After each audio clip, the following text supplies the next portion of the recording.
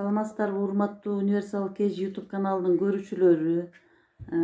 Сиздерге мен үй шартындагы май токоштун ортосуна фарш салып бышырылган түрүн көрсөтүп берүүнү чечтим. Ал үчүн биздин үйдө азыр шарт ушундай болуп атат, баардыгыбызда эле.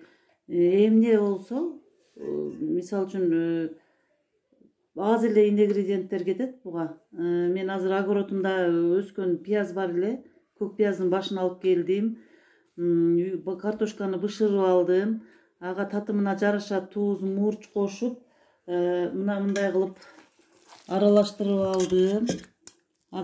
алдым. Эми болсо камырды даярлап койгом. Камырды деле сүт коштум бир аз, туз, күн караманын майынан 1-2 кашык коштум дагы. Камырды дагы даярдап алдым.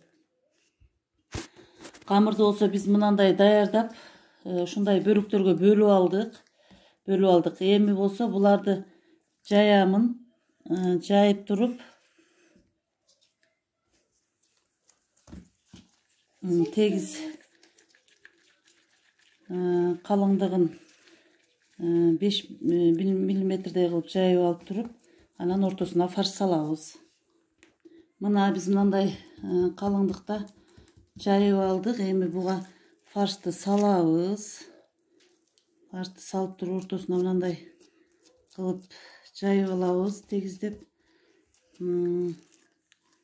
Бул эң эле оңой, анан балдарга дагы жештүү болот. Азыр эми балдарыбыз үйдө отуруп, зээригип аябай тамактын деле түрлөрү түгөнүп аткан убакта биз мындай кылып чекелерин оймо кылып, балдарды кызыктырып, жакшы жесин деп жакшына кылып бүктөп алабыз. Ушундай жол менен жасап туруп, анан кызыган майга салып бышырабыз. Азыр мен сиздерге бышырып жатканда дагы көрсөтөм. Мына биз мындай усулда бышырып алабыз. Аябай жай күйгөн электр мешине бышырып атам, себеби ичи дагы жакшы пышат, жештүү дагы болот.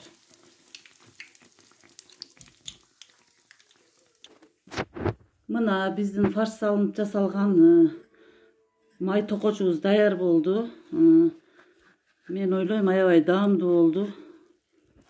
Мына иштери дагы сонун бышканы дагы. Эми муну биз үйдөгү эле кадимки эле уютулган өзүбүздүн айраныбыз бар. Айранга кошуп жесеңер абдан даамдуу болот деген ойдомун. Тамагыңыздар таттуу болсун.